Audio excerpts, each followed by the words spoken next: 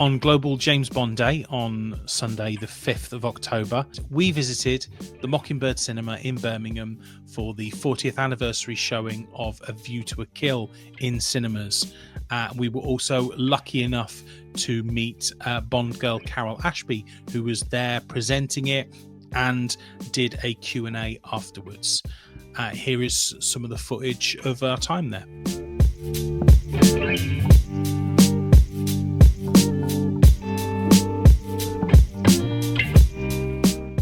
What really surprised me about watching A View to a Kill on the large screen was the atmosphere that was undeniably filled with joy amongst our own kind, all the Bond fans in one place. You're spot on.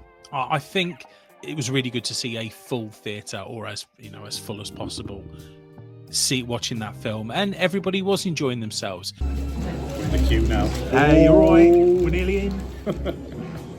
If we talk about the film, like seeing it on the big screen made me appreciate The View to a Kill a lot more.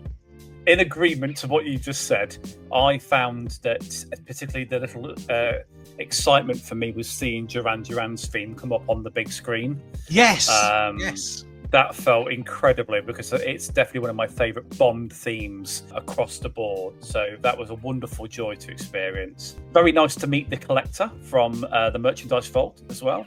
Yeah, that was really nice to meet him. Yeah, very nice to meet him and put a face to a name. We also met Licensed to Queer as well.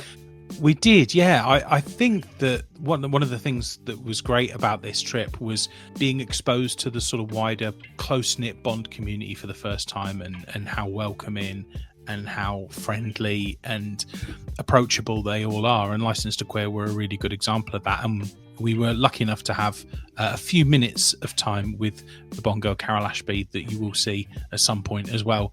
And Licensed to Queer were happy to step in and join that as well. And they were just lovely gents to talk to. For me, it was an absolute joy to sit amongst a whole theatre of Bond fans and just geek it up for 2 hours or whatever. That's great. I think in general, isn't it so much better to see a movie on the big screen? And people obviously know that that's a thing, but seeing this film on the big screen, I could appreciate the large scale set pieces, especially the beginning, on the ice, and the ending of the Golden Gate Bridge. There's so many great large scale set pieces that benefited being shown on the larger screen, didn't they? Absolutely. And I think the other thing to take from this is the fact that the big screen is where Bond lives. Yes. Therefore, when we're going to find out what happens with Amazon's direction, the reality is the fan base don't really want loads of little TV spin-offs. They just want high quality, what they come to expect from Bond on the big screen every time. We don't just want to be watching a box set.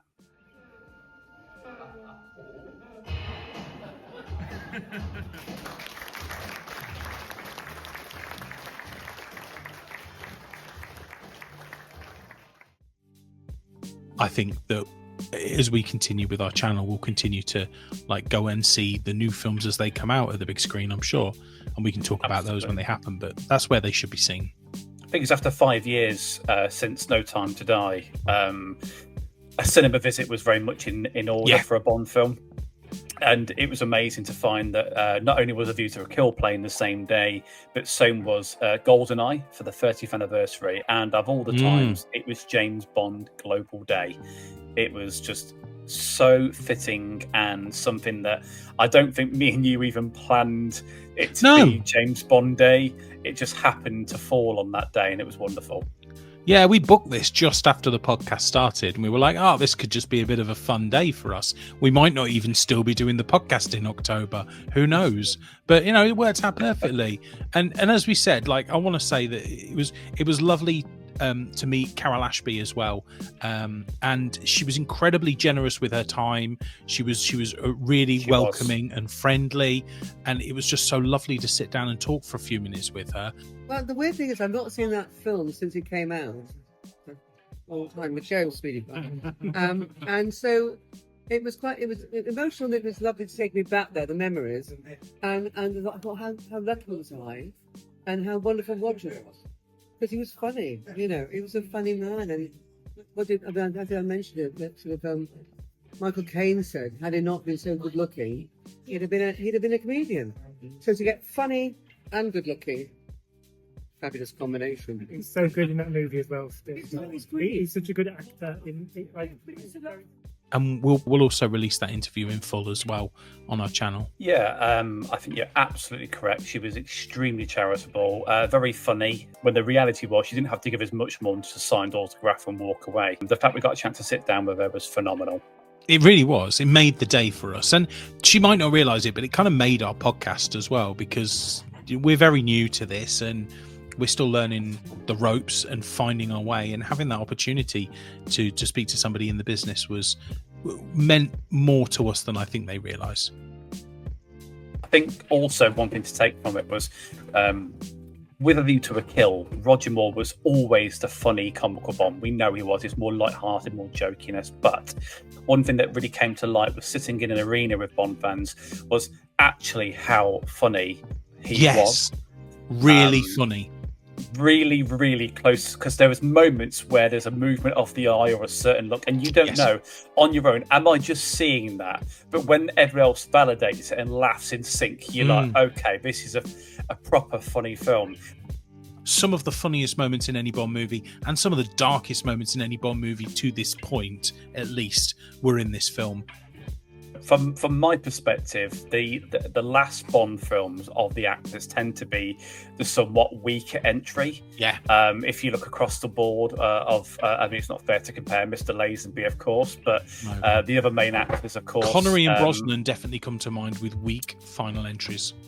Yeah, I completely agree. Both containing diamonds as well, Chris, in certain ways. Yes, but they are. You're right. With a laser in the sky in both movies. But it's definitely something that we will do more of. We would love to go to more Bond events.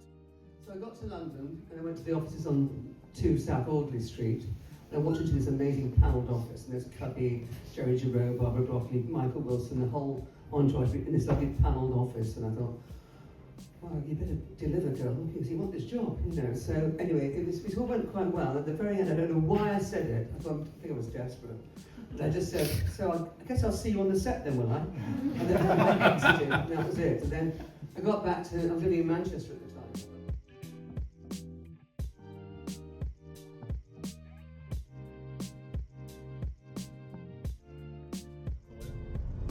So, that was our day out at the A View to a Kill 40th anniversary screening. Eventful, fun, great to see the fans that like the movie and the subjects as much as us. But how was it for you, Chris? What do you feel? I really enjoyed it. I thought it was great fun to watch that movie, and I really loved meeting Carole Ashby as well. The movie itself surprised me, because I've seen A View to a Kill probably 300-400 times in my life, you know. But to see it in a crowd of people that are sharing that passion, to me, that just completely put an icing on the cake. I'm noticing things that I probably wouldn't have even considered had I watched it on my own. Sure, yeah. You know, mainly the humour, and I think the tone shift was massively important. What about you, Chris? What did you think was surprising? I think the same. I've said to you before, I don't know if anyone else agrees, but I sometimes write View to a Kill off, just because it's his last movie and maybe you don't think that it's as good as the others. But I was surprised how much I enjoyed it. It's been so long since I've seen it. Thanks so much for watching the video today. It's incredibly helpful to us if you would please hit that subscribe button if you're not already. It's lovely to have you here. Our community would love to have you. Also, pop across onto our Facebook and please follow us on there as well. We're always trying to live stream on both, so if you can't catch us on one, you'll catch us on the other, and you'll be able to watch all of our videos on both platforms. So again, thanks so much for joining us on this video today. Well, I've been watching The Ultimate Bond Cast, and you have to watch it too.